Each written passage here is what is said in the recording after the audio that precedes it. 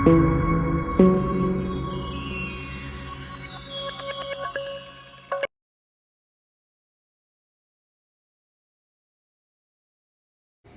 Friends, welcome back. ഇന്ന് ഞാനിവിടെ ഒരു അടിപൊളി ഡെസേർട്ടാണ് ഉണ്ടാക്കുന്നത്. പഴം പ്രഥമൻ. നമുക്ക് പഴം കൊണ്ട് വളരെ എളുപ്പത്തിൽ ഗസ്റ്റൊക്കെ വന്നു കഴിഞ്ഞാൽ നമുക്ക് ഉണ്ടാക്കാൻ പറ്റുന്ന ഒരു സാധനമാണ്. വളരെ ടേസ്റ്റിയാണ്. ഞാനിവിടെ 2 പഴുത്ത നേന്ത്രക്കായ എടുത്തിട്ടുണ്ട്. അധികം വലിപ്പമില്ലാത്ത ചെറുത് നോക്കി. അതുപോലെ 2 ക്യൂബ് ശർക്കര എടുത്തിട്ടുണ്ട്. ഒരെണ്ണം ഇച്ചിരി ഡാർക്കും മറ്റേത് ഒരെണ്ണം ഇച്ചിരി ലൈറ്റ് കളറാണ് എടുത്തേക്കുന്നത്. ഒരു 1/2 കപ്പ് ചവ്വരി എടുത്തിട്ടുണ്ട്.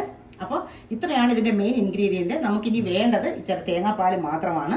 അപ്പോൾ നമുക്ക് ആദ്യം ചെയ്യേണ്ടത് 1 കപ്പ് വെള്ളത്തിൽ നമുക്ക് ഈ ശർക്കര ഒന്ന് ഉരുക്കിയെടുക്കാം. പിന്നെ വേണ്ടത് ഈ ചവ്വരിയെ നമ്മളൊന്ന് കഴുകി നമുക്കിതൊന്ന് വേവിച്ചെടുക്കാം. നമുക്കിനി ഈ പഴമൊന്ന് നുറുക്കിയെടുക്കാം. ഇതുപോലെ അധികം പഴുത്ത് പോകാത്ത പഴം എടുക്കുന്നതായിരിക്കും നല്ലത്. ഞാൻ പഴത്തിന് 2ആയിട്ട് ഇങ്ങനെ ഒന്ന് കീറിയിട്ട് മുറിച്ചിടുവാണ്. നമ്മുടെ പ്രഥമൻ്റെ എല്ലാ ഇൻഗ്രീഡിയൻസും റെഡി ആയിട്ടുണ്ട്. വളരെ സിമ്പിളാണ്. പഴം നുറുക്കി വെച്ചിട്ടുണ്ട്.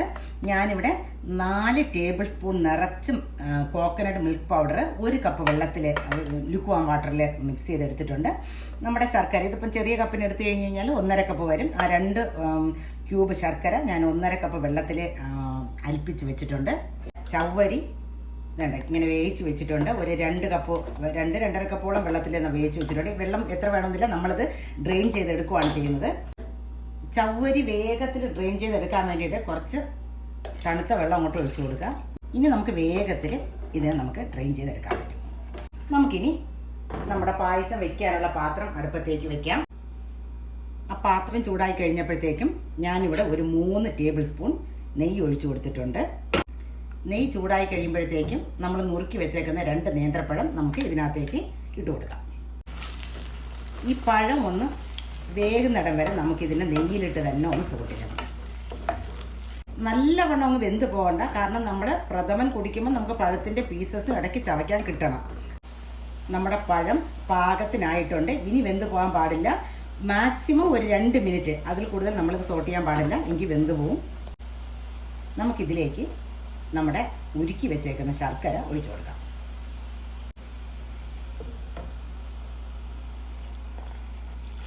ഇതിനി ഒന്ന് തിളക്കട്ടെ. തീ നല്ല കൂട്ടി വെക്കാം. വേണ്ട, ശർക്കര നല്ലവണ്ണം തിളച്ച് വന്നിട്ടുണ്ട്. അപ്പം നമുക്കിതിലേക്ക് നമ്മൾ വേവിച്ച് ഡ്രെയിൻ ചെയ്ത് വെച്ചേക്കുന്ന ചവ്വരി ആഡ് ചെയ്ത് കൊടുക്കാം. ഞാനതങ്ങ് ആഡ് ചെയ്യുവാണ്. ഇനി ഇതൊന്ന് മിക്സ് ചെയ്ത് നല്ലവണ്ണം ഇതിനൊന്ന് തിളപ്പിക്കാം. തിളച്ച് ഒരു 2-3 മിനിറ്റ് നമ്മൾ ഇത് ഇട്ടേക്കണം. ഇനി നമ്മൾ സാധാരണ പ്രഥമൻ പോലെ തന്നെ ഇളക്കിക്കൊണ്ട് നിൽക്കണം. ഒരു 2-3 മിനിറ്റ് ഇത് തിളച്ചിരുന്നാൽ മാത്രമേ ഈ നമ്മുടെ ശർക്കര ഈ ചവ്വരിക്കകത്ത് പിടിച്ച് കിട്ടത്തുള്ളൂ. നമ്മുടെ പ്രഥമൻ തിളച്ചിട്ട് ഒരു 3 മിനിറ്റായി. അത്രയും മതി. ഇനി പഴമെല്ലാം വെന്ത് പോവും. നമുക്കിനി നേരത്തെ ഉണ്ടാക്കി വെച്ച 1 കപ്പ് തേങ്ങാപ്പാലും ഒഴിച്ചു കൊടുക്കാം. ഇനി ഇതൊന്ന് തിളച്ച് കിട്ടിയാൽ മാത്രം മതി. വളരെ എളുപ്പത്തിൽ അടിപൊളി ടേസ്റ്റിൽ ഒരു പ്രഥമൻ റെഡി ആയിട്ടുണ്ട്. നമുക്ക് കുക്ക് ചെയ്യാനായിട്ട് ഒരു 5 മിനിറ്റ് മതി കേട്ടോ. വേണ്ട, അടിപൊളിയാണ് കേട്ടോ. എല്ലാവരും ഒന്ന് ഉണ്ടാക്കി നോക്കണം. ഇനി നമുക്ക് കുറച്ച് കാഷ്യൂനട്ടും റൈസിനും ഒക്കെ ഒന്ന് നെയ്യിൽ മൂപ്പിച്ചിട്ട് കൊടുക്കാം. അതിന് മുമ്പായിട്ട് നമുക്ക് ഇച്ചിരി ഏലക്കായും കൂടെ പൊടിച്ചിട്ട് കൊടുക്കാം. ഒരു 1/4 ടീസ്പൂണ് അത്രയും മതി. ഇനി നമ്മളിതിനെ ഇറക്കുവാണ്. ഒരു പാനിൽ ഇച്ചിരി നെയ്യ് ഒഴിച്ചിട്ടുണ്ട്. അതിലേക്ക് ഇച്ചിരി കാഷ്യൂനട്ട് ഇട്ട് നമുക്ക് മൂപ്പിക്കാം. കാഷ്യൂനട്ട് മൂത്ത് വന്നിട്ടുണ്ട്. അപ്പം നമുക്കത് പായസത്തിലേക്ക് ആഡ് ചെയ്ത് കൊടുക്കാം.